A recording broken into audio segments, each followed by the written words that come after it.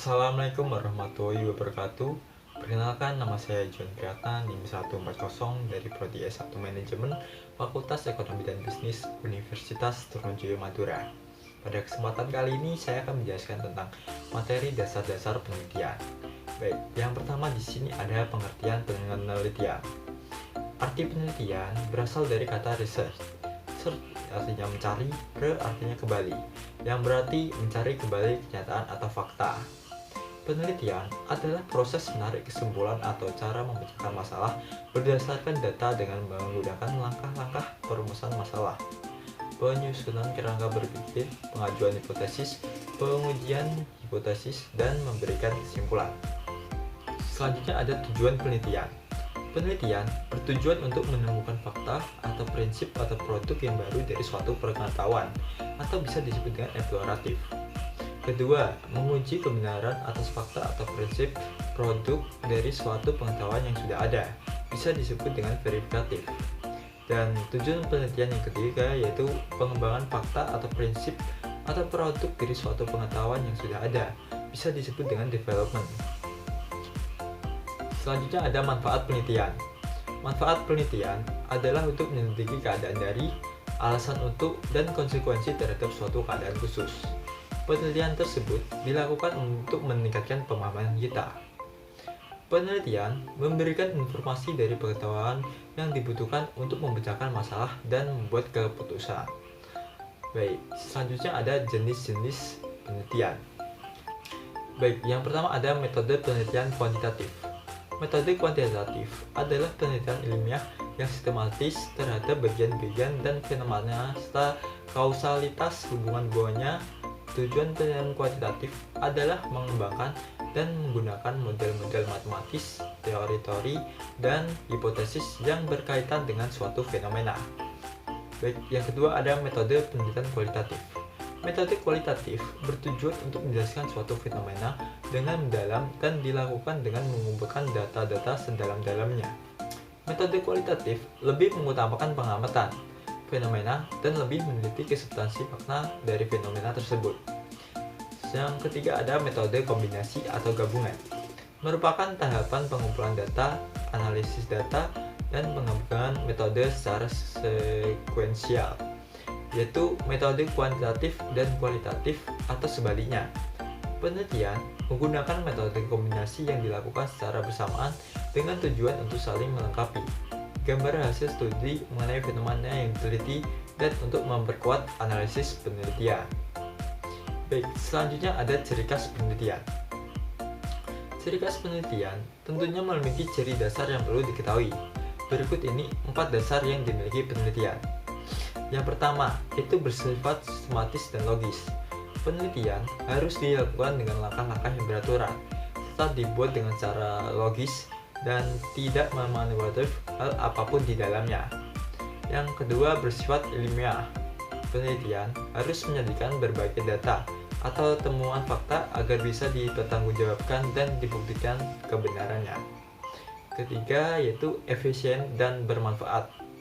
Penelitian harus dibuat seefisien mungkin agar mudah dipahami banyak kalangan serta memiliki kontribusi bagi pengembangan ilmu pengetahuan.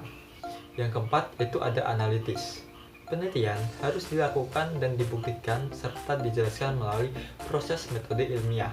Tidak hanya itu, hubungan sebab akibat antar variabel juga harus diuraikan dengan jelas dalam penelitian nantinya.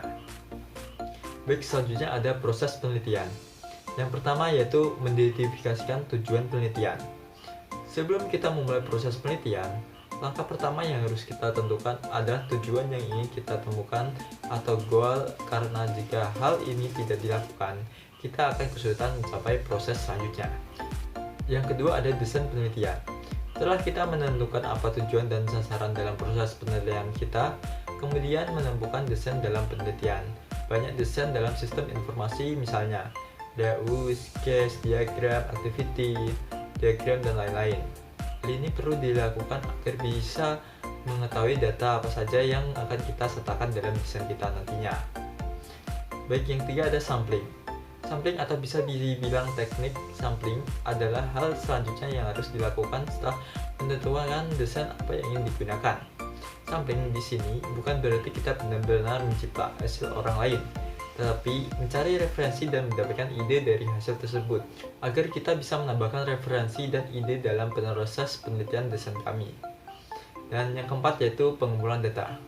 Dalam proses pengumpulan data, ini kita akan mengambil data-data yang dibutuhkan dalam penelitian kita. Teknik yang digunakan bisa apa saja dan membutuhkan banyak referensi guna membantu penelitian yang sedang dilakukan. Yang kelima ada analisis data. Setelah mengambil data yang dibutuhkan, maka kita harus menganalisis data tersebut. Apakah data ini yang kita inginkan atau data ini bisa saja salah dan lain sebagainya. Analisa terhadap data yang sudah kita kumpulkan ini sangat penting untuk dilakukan karena jika tidak, maka bisa saja terjadi kesalahan dalam informasi. Yang keenam ada kesimpulan dan pelaporan. Setelah selesai mengumpulkan dan menganalisis informasi selanjutnya, kita perlu membuat kesimpulan semua informasi yang kita peroleh. Kemudian, membuat laporan dan menceritakan tentang hasil informasi yang kita peroleh kepada yang bersangkutan untuk diselidiki lebih lanjut dan dapat di-back lagi oleh anggota tim yang lain untuk mendapatkan persetujuan dan mendapatkan hal yang sama. Baik, selanjutnya ada perbedaan macam-macam penelitian. Perbedaan penelitian kuantitatif, kualitatif, dan kombinasi. Jika disimpulkan lebih lanjut, metode penelitian kualitatif lebih berfokus pada data angka dan instrumen atau alat ukur tertentu. Sementara itu, metode kualitatif bertujuan untuk menjabarkan data analisis secara naratif. Lain halnya dengan metode kuantitatif dan kualitatif.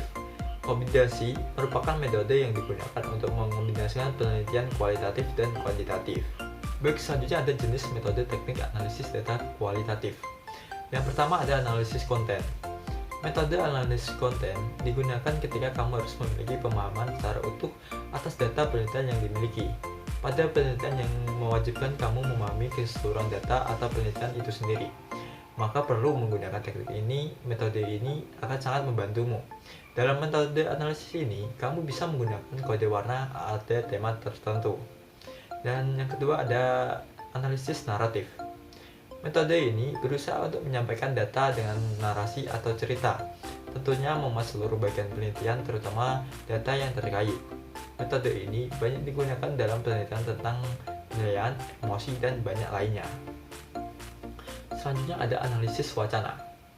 Metode yang satu ini terbilang mirip dengan metode analisis naratif. Hanya saja, metode analisis wacana lebih berfokus pada konteks sosial yang mana di dalamnya terjadi interaksi antara subjek penelitian dan peneliti. Dan yang keempat ada analisis kerangka kerja. Metode ini bisa dikatakan sedikit lebih maju dan lengkap dibandingkan metode yang lain. Metode analisis ini terdiri dari beberapa tahapan, antara lain sosialisasi, identifikasi, kerangka kerja tematik, coding, charting, pemetaan, dan penginterpretasian. Dan yang kelima ada analisis teori beralas. Metode ini berasal dari analisis satu kasus atau kejadian guna menyusun teori. Untuk selanjutnya, beberapa kasus lainnya menambahkan untuk dilihat apakah kasus tersebut dapat mendukung maupun berkontribusi terhadap teori nantinya. Baik, selanjutnya ada jenis metode teknik analisis data kuantitatif. Teknik analisis data kuantitatif banyak digunakan pada penelitian yang datanya dapat diukur atau dinumerikan. Data tersebut juga dapat diperoleh dengan teknik statistik komputasi statistik amat dekat dengan teknik analisis data kuantitatif. Sebagian besar dalam melakukan teknik analisis data ini pasti selalu menggunakan ilmu statistika. Yang pertama ada analisis statistika deskriptif. Metode yang satu ini hasil akhirnya akan menggambarkan data yang sudah dikumpulkan, tetapi tanpa membuat kesimpulan dalam menganalisis data tersebut. Dan nantinya akan nampak variabel dependen dan variabel independennya. Setiap variabel penelitian akan diberikan deskripsi jika menggunakan metode ini, karena nantinya setiap variabel akan memiliki nilainya sendiri. Dan yang kedua ada analisis statistika inferensial. Berbeda dengan analisis statistika deskriptif yang tidak memuat kesimpulan, dalam analisis ini kamu diharuskan membuat kesimpulan dari hasil penelitian nantinya. Analisis ini tepat digunakan jika penelitianmu mengambil sampel dari populasi yang lebih luas. Tidak hanya itu, Metode analisis statistika inferensial juga menekankan pada proses generalisasi yang lebih luas lagi. Yang ketiga ada analisis diskriminan. Analisis diskriminan diidentifikasikan sebagai teknik analisis data yang melakukan pengelompokan atau klasifikasi pada data berdasarkan variabel. Teknik ini dapat menemukan alasan yang menjadikan dua kelompok bisa berbeda.